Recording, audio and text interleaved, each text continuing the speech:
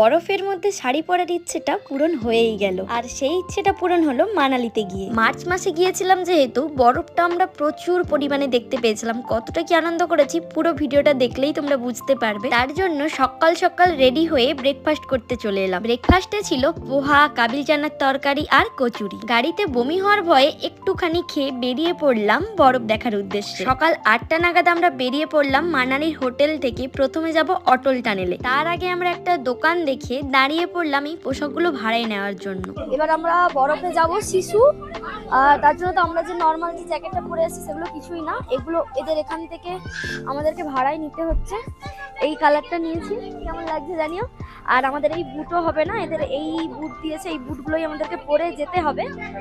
আর যাই ওপরে বরফ তোমাদেরকেও দেখাবার, নিজেও এনজয় করবো। নিজে নিয়ে আসছিলাম কিন্তু সেগুলো নাকি ভিজে একদম একাকার হয়ে যাবে, তাই এগুলোই নিই।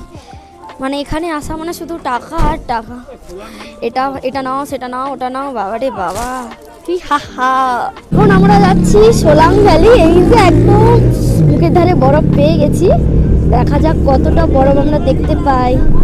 ও অসাধারণ অসাধারণ লাগছে জায়গাটা। কেমন কেমন সেই দারুণ দারুণ। চলে এলাম অটল টানেলে। এই সেই টানেল যেটা ফোনে এতবার করে দেখেছি, সামনে থেকে দেখলাম অসাধারণ সুন্দর।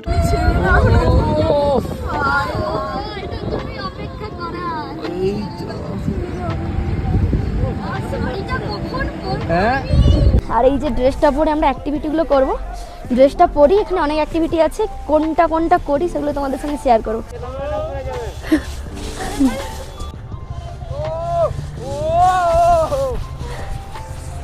সত্যি সেই জায়গাটা মানে অসম্ভব অসম্ভব, যার কোনো তুলনা নেই।